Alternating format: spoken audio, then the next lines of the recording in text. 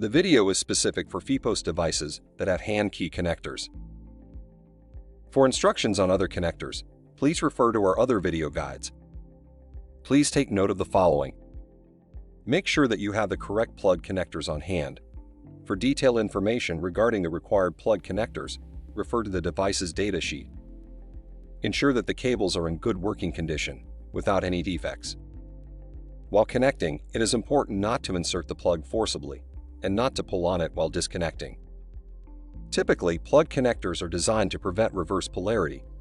To ensure correct alignment, please be mindful of the position of the openings, such as where the pin for reverse polarity protection is located. Make sure that the main supply is switched off before working. We'll start with the hand key connector. First, mind the correct pin alignment. Second, slide the locking lever to the outside left upwards. Now insert the hand key connector as far as it will go. Press the lever down until it locks into place. Lastly, check that the hand key connector is tight. The same procedure is now applied to the other hand key connector. For instructions on circular connectors, check out our other video guides. All connectors are now attached and the device is ready for use. Thanks for watching.